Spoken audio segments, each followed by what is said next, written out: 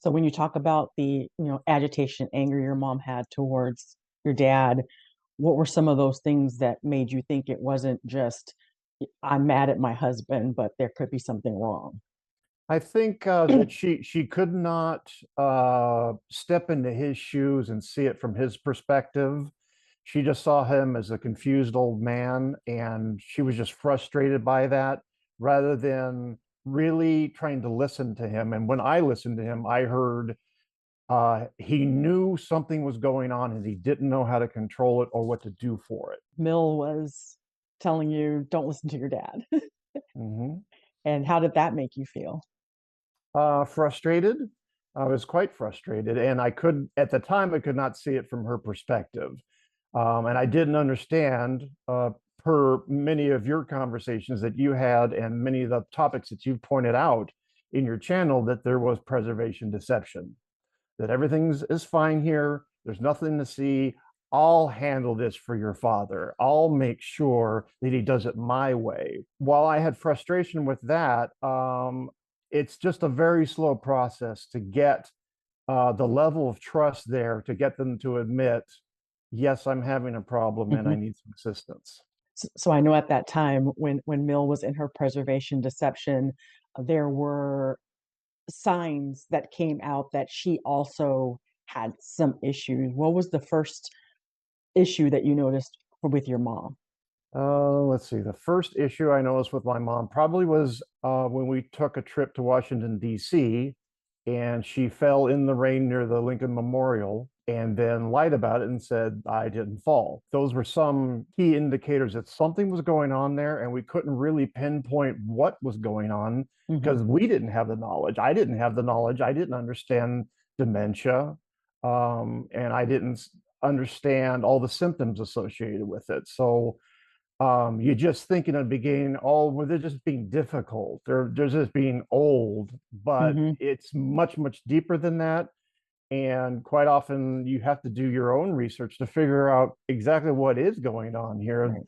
because this may be different than just simple old age. I have to ask you this one because the day that we went over to your parents' house and discovered they needed 22 light bulbs, the car ride to the home improvement store, I know you were about to bust a gasket. And I think for us, still then we couldn't see the signs. Can you tell me when you actually finally realized this was no longer funny and that, oh crap, they need a lot of help?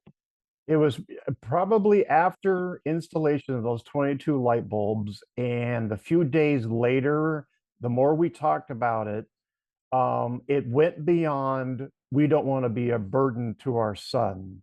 It had a Hmm. different feel to it Hmm. now. And all these signs are very subtle, and you don't realize what's in front of you. It takes a while to understand all these little signs that go on. Um, but that was really the first time, and it gets you to thinking maybe there is something else going on here that's much larger than what we think it is. I remember the day that we went over and you were looking for the vacuum, and your mom told you, don't worry about the vacuum. She just vacuumed. And once you found the vacuum and you found it wrapped in plastic, shoved behind like 3 feet of stuff, you realize there's no way she could have ever been vacuuming. And I think that was the aha moment for me was she doesn't even remember that she can't get to it.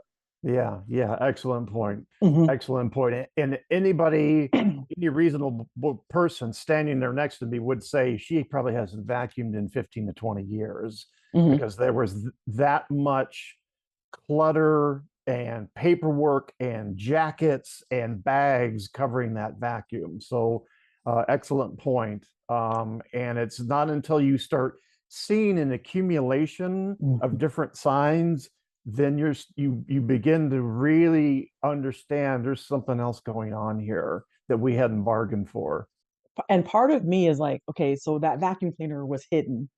And how the heck did she keep that front of the house so clean?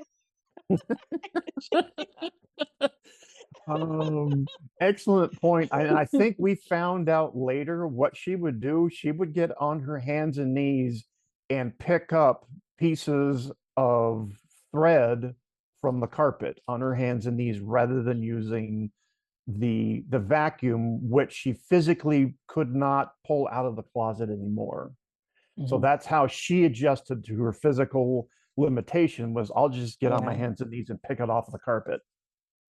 You know, when Phil went into the hospital and taking her to doctor's appointments and, having the doctor say things and having her, say it in her way, in her spin, I kept saying, there's no way in the world she could have heard that in that way. And then once we started getting, her doctor's appointments and going through the various neurologists and getting her diagnosed with white matter disease, then it all finally started to click to me that it all wasn't a lie. It all wasn't for deceit. It really was how her brain was working. And we Very didn't true. and we didn't understand it at that time. That's exactly right. I think one of the other things for me in noticing when they were starting to have a little bit of a decline was taking them to the theater and me physically having to lift your dad's feet off the ground and put them into the car. And I told you on the car ride home after we dropped them off at home, if he can't put his feet in your car as a passenger, your dad shouldn't be driving anymore. Mhm. And we weren't able to get their doctor that we thank God we fired to do anything. So I decided that I would be the one to reach out to the Department of Motor Vehicles and say I don't think that they should be driving because they say it's anonymous, but in case it wasn't, better for them to be mad at me than to be mad at you, their son, because they needed you. I didn't need them to cut you out. They can cut me out all they want to, but I think that's one of the signs too for me was with your dad. We had to get that under control, and that was how we were able to control that situation. Your mom still has no idea how that happened. True. And in that case, where we needed to get his driver's license revoked was one of the toughest decisions I've ever had to make. And I know it was difficult for the two of them, both my mother and my father, mainly because that represented their freedom to come Mhm, and go as they pleased. As soon as that goes away, they no longer have their freedom. mhm. And that's a very tough thing for a child to do to their parent. And you really feel like an adult when you do that. And it's unfortunate, but it's necessary for their own safety because at that point, my father had trouble hearing, he had trouble seeing, and he had problems with reasoning and troubleshooting, for example. Like, so if there was an emergency vehicle that was behind him, he probably would not be able to hear that emergency vehicle or understand what to do. It got to that point. Definitely with my mother, her short term memory was extremely compromised at that point, and she was not remembering what the doctors were telling her. As soon as she walked out of the doctor's office, she would tell us, I'm fine, because she just 5 minutes ago did not remember what the doctor said to her. Again, learning what we know today versus back then, that was real frustrating for us because we immediately went to the negative that she's lying to us. Why is she lying to us? Why is she trying to tell us that this story is not what we heard? And now we know that was her short-term memory loss was really that bad. I still flash back to the trip to Washington and uh, you're leading the pack and I'm standing behind them going through security going, oh, oh my gosh, Michael, you need to turn around. You're not seeing what I'm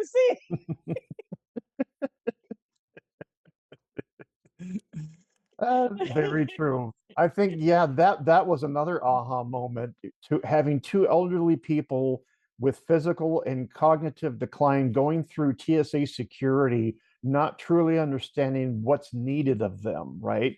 And so, like, for example, my father was wearing his glasses and then he took those glasses and put them in his pocket and he thought that was okay, not truly understanding, no, you can't put anything back in your pockets. Yeah. And so that cognitive uh, headwind there, he just couldn't get by it. And we had to, you had to physically take the glasses out of his hand, put it in the little tray so it could go through the belt. And I think that was a big aha moment, definitely, that they just couldn't comprehend what was needed of them. Yeah, your mom and that hairspray. She did not understand why she couldn't take 5 gallons of hairspray and carry on. Exactly. What could go wrong with 5 gallons of hairspray on a plane? Like I said, we can look back and we can laugh now. At the moment, it was like, what the heck is going on? And I think what was really scary for me was just a couple of months prior, they had gone on a trip by themselves without us that they had planned without us. And I was like, oh my gosh, how the heck did they even navigate international flights when I can't get these people to put their glasses in a tray? Exactly. Exactly. I don't know how they did it either. As you had indicated, like for example, we showed them how to use a cell phone in Europe, and we knew that they had pretty much forgotten everything that we had told them on how to use it, so they just didn't use it. And that's when I had to, when they were, I think it was in Budapest, they went to a hotel and they just went to sleep. They never checked in with me. And I had to call the hotel and just simply ask, did you make it? And are you okay? Hmm. And with their cognitive reasoning, they didn't understand, oh, we need to check in with somebody just to let them know we're okay. They just didn't understand that. And Hmm. they probably forgot that we asked them to do that. We requested that, and they just Hmm. simply forgot. Yeah, in the moment, we were upset. Now, looking back, we figured out, oh, yeah, they completely forgot all about us. We Hmm didn't even exist. We didn't hmm even exist. Exactly. I love the part about coming home and they walk past you in the airport. Yes, they did. Yeah, they were so confused from their 12-hour flight from Europe that they came out of TSA or customs and never saw me and just walked right past me. So I think that when you talk about aha moments, that was another one where I thought, this is a little more than jet lag. Something else is going on Mhm. here, and you can't quite put your finger on it. But in life, you move on and you try to, okay, well, that was one setback, but that's okay. We'll move on to the next thing. But you notice these little things, and I'm glad you're bringing up a lot of these little aha moments, where we weren't doing our research. We noticed them, but we didn't think it was something larger, something Right. more sinister, something that would eventually take away a lot of their power and control.